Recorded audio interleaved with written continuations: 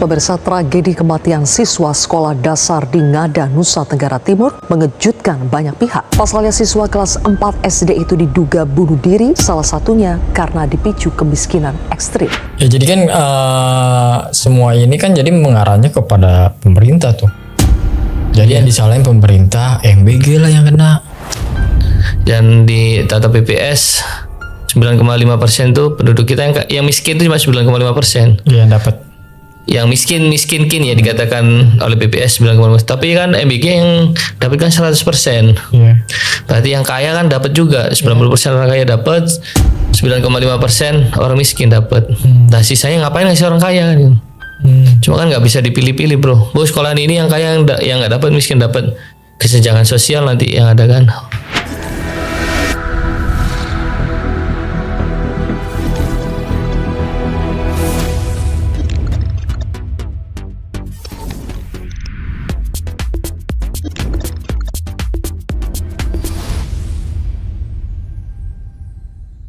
Viral nih, ada guru ustadz namanya Denny ya. Iya. Dia viral di media sosial, kelaparan. Dia nggak menerima upah dari muridnya gitu.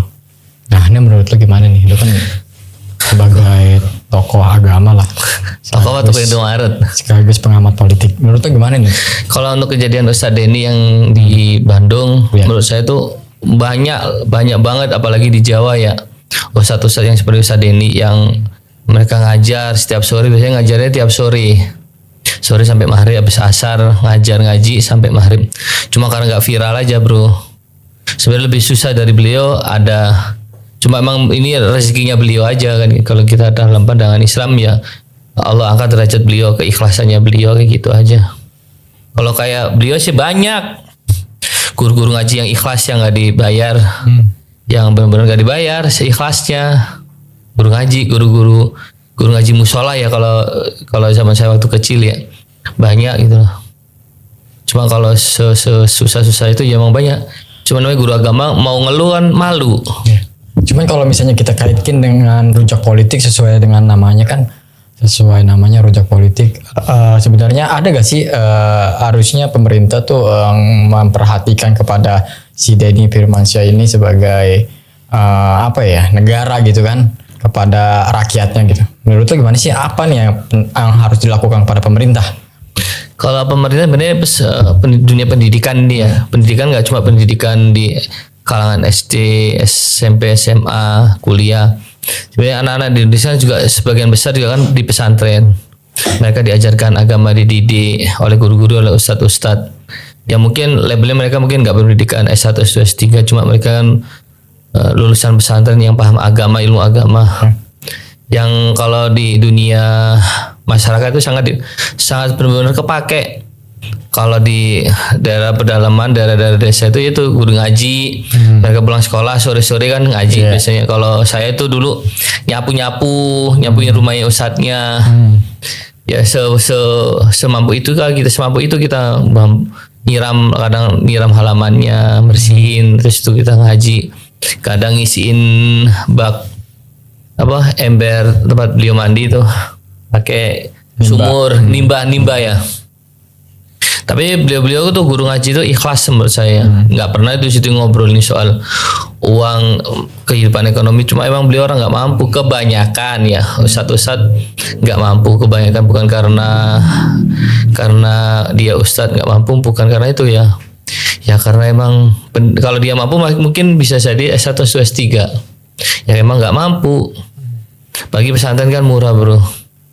Nggak, yang maksud gue yang gue pertanyain tuh pemerintah tuh harus apa dalam menangani? Pemerintah harus ya jangan cuma diperhatikan guru-guru yang sekolah dasar aja, yang guru-guru bahasa kita ya.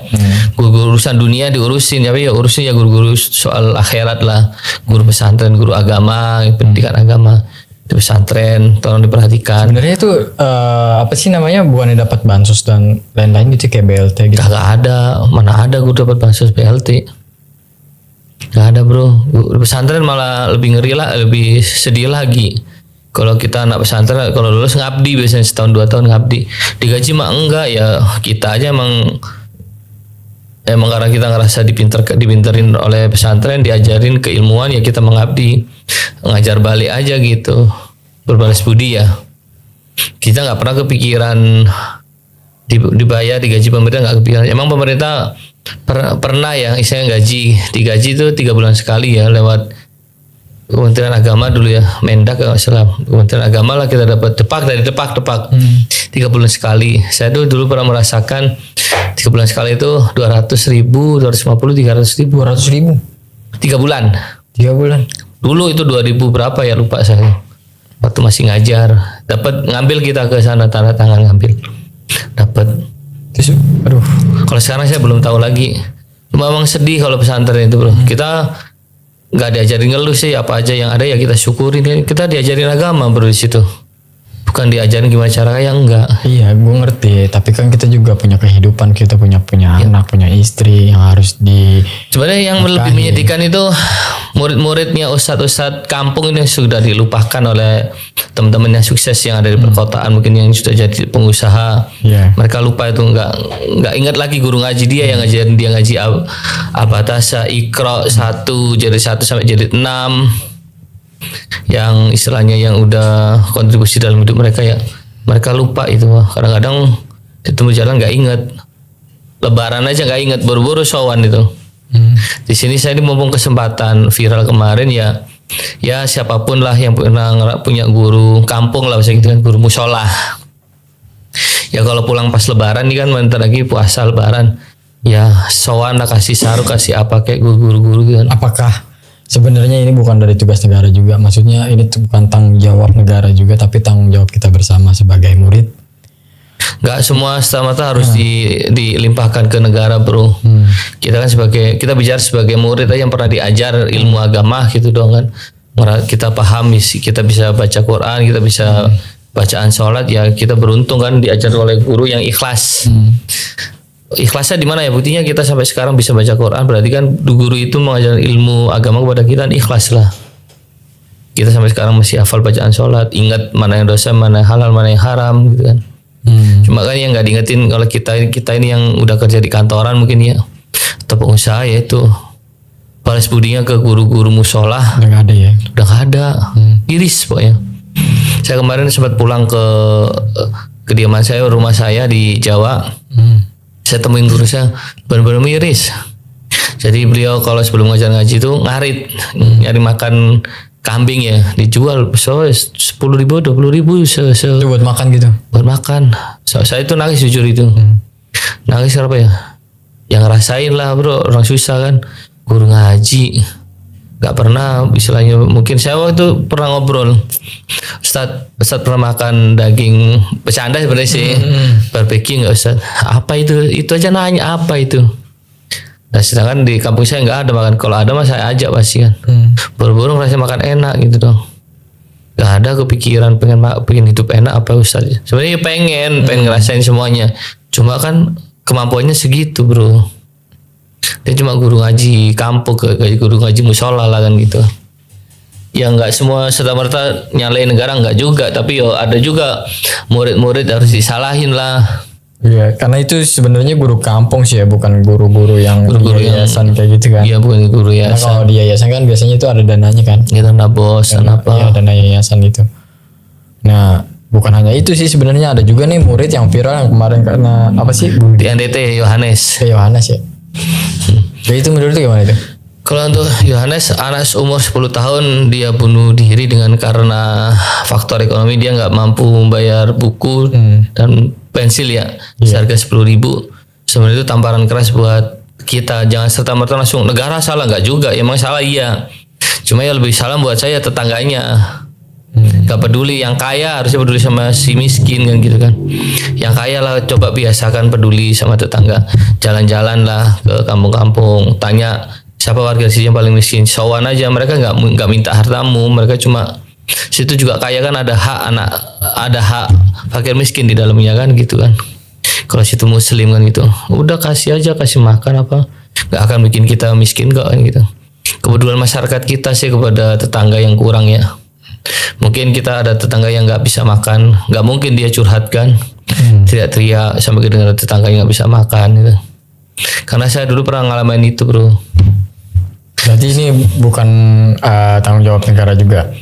Tetap negara tanggung jawab. Mungkin ya negara kan harus Ya. gimana caranya kebijakan pemerintah ke fakir miskin di bawah itu sampai tanpa banyak ribetnya birokrasi gitu kan. Iya. Ya data benar-benar orang miskin yang dapat kan gitu. Tapi kalau di rumah gue sih, di daerah gue ya, terutama itu ada namanya bantuan ya 3 bulan sekali. BLT walaupun gue nggak dapet, tapi tetap ada. Nah mungkin di mereka tuh nggak sampai kali ya. Apa di mana gue nggak tahu deh. Bisa nggak sampai karena saking banyaknya orang miskin juga bisa jadi bro. Bayangin kalau misalnya satu kampung miskin semua, kan nggak mungkin. Kalau miskin semua sih kayaknya enggak. Tapi kalau pedalaman bisa jadi kan rata-rata rumah mereka kan gede pakai apa? Bambu ya, anyaman bambu ya. Iya. Itunya temboknya ya. Gitu. Terus secara ekonomi cuma bertani, susah lah buat hidup aja. Syukur-syukuran. Saya tuh pernah ngerasain bener-bener susah bro. Saya tuh pernah ngerasain makan sehari sekali itu. Benar-benar sekali makan itu, dan pernah nggak makan bukan karena nggak ada yang makan, bukan karena nggak mampu ya, emang karena nggak ada yang makan. Situ sampai puasa itu. Saya kalau cerita itu ya pasti nangis sih. Ingat saya itu betapa susahnya orang tua gitu kan. Sehari aja makan sekali baru bisa makan tuh udah seneng saya itu. Ya jadi kan semua ini kan jadi mengarahnya kepada pemerintah tuh. Jadi yang disalahin pemerintah, MBG lah yang kena. Jadi menurut lu gimana? MBG disalahin ya kekecewaan masyarakat mungkin ya, karena kan di situ ada anggaran pendidikan 100 sekian triliun diambil untuk MBG, seharusnya untuk pendidikan, tapi dikurangi kan, angkanya besar juga tuh. Iya. Tapi MBG sendiri dan dapat kan nggak cuma orang miskin, orang kaya pun dapat. Yang penting dia sekolah di situ Ya, kan. 90%. Dan di data BPS 9,5% tuh penduduk kita yang miskin itu cuma 9,5%. Iya, dapat. Yang miskin ya dikatakan oleh BPS 9,5%. Tapi kan MBG yang dapat kan 100%. Iya. Berarti yang kaya kan dapat juga, 90% orang kaya dapat, 9,5% orang miskin dapat. Nah sisanya ngapain ngasih orang kaya kan? Cuma kan nggak bisa dipilih-pilih bro. Sekolahan ini yang kaya yang nggak dapat, miskin dapat. Kesenjangan sosial nanti yang ada kan. Iya. Salah juga nanti kan gitu. Ya lu juga dapat kan MBG? Saya dapat, makanya saya juga bukan saya nggak bilang saya miskin, nggak, saya mampu. Tapi saya kaget ketika kemarin dapat, ya bersyukur, senang. Saya jujur senang dapat MBG. Sebenarnya apa nggak sebaiknya tuh MBG tuh dipisah kali ya? Maksudnya untuk orang yang nggak mampu aja gitu, atau orang yang mampu itu nggak usah dapat? Apakah menurut lo apakah MBG ini harus dikelola lagi? Mungkin dievaluasi ya. MBG tetap anak-anak yang nggak mampu, yang gizinya buruk, gizinya kurang bagus dapat. Tapi kan bisa, sekolah masih punya data lah orang-orang yang mungkin SPP-nya sering telat. Nah iya. Pastilah guru-guru punya lah, kurang mampu pasti punya datanya. Itu yang didata yang harus dapat ya. Misal ya dikasih keringanan, SPP-nya jadi gratis, larinya ke sana kan. Jadi seharusnya orang tuanya bayar SPP kan bisa buat ngasih makan anak yang bergizi lagi kan gitu kan. Mungkin lebih tepat ya. Jadi nggak semua, dan kan banyak juga sekolah-sekolah yang bagus kan nggak mau menerima MBG kan. Karena takut anak keracunan dan lain-lain gitu. Ya sempat viral tuh kan. Iya. Tapi juga banyak juga sekolah yang elit-elit malah dapet. Iya, ya itu kan namanya kebijakan. Kebijakan negara kan harus menyeluruh kan, nggak bisa pilih kasih kan. Iya. Cuma mungkin caranya aja bisa diperbaiki gitu doang. MBG tetap dapat atau dibentukkan yang lainnya kan kita nggak tahu. Cuma istilahnya dirubah atau apa gitu aja sih. Ya udahlah, gitu kali ya. Ya intinya ya program MBG bagus gitu. Ya terus. Ya sekarang tugas pemerintah gimana caranya meyakinkan masyarakat bahwasanya program MBG emang bagus gitu loh.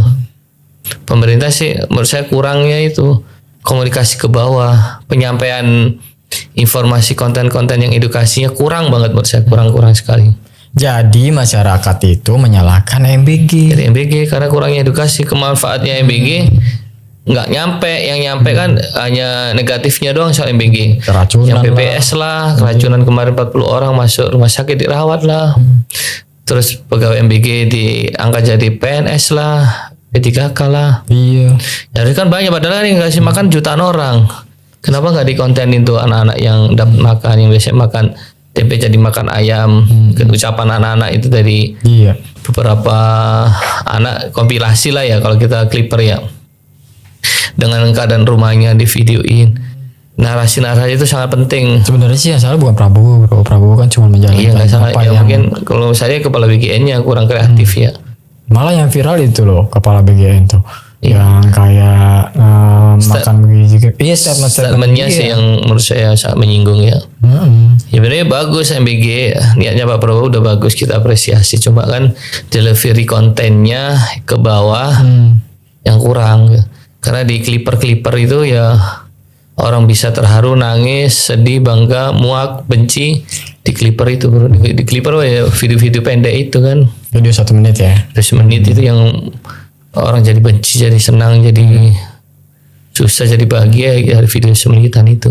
Jadi permasalahan yang ada di sekolahan cuman karena dia nggak bisa apa sih namanya itu, nggak bisa beli buku ya.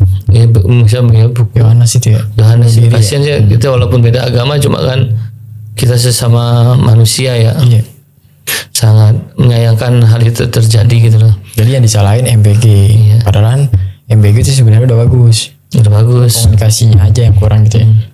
Cuma ibarat lagi tetangga-tetangga dari mungkin siapapun yang punya tetangga, siapapun yang merasa kaya, siapapun yang merasa punya gaji lebih, tolong perhatikan tetangganya bro. Jangan sampai situ kenyang tidur, tetanggamu kelaparan, itu kamu berdosa, itu kalau dalam Islam ya. Iya.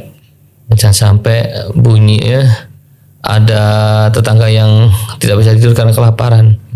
Apa salahnya sowan ke tetangga, silaturahmi, atau berbagi lah gitu. Atau nggak akan buat kita miskin. Kesadaran masyarakat sih jangan semua serta merta kan itu tanggung jawab negara. Negara kan nggak sedetil itu juga ngurusinnya. Iya. Ya negara juga mungkin negaranya bagus, tapi kan di bawah-bawahnya kan ada orang yang bagus, ya kebuktian ada yang korupsi, ada kayak OTT gitu kan. Jadi ya gitu sih. Kalau niatnya presiden bagus menurut saya. Oke dah, gitu aja kali ya, udah 16 menit pembicaraan kita. Kita akhiri dulu. Sampai jumpa di episode minggu depan.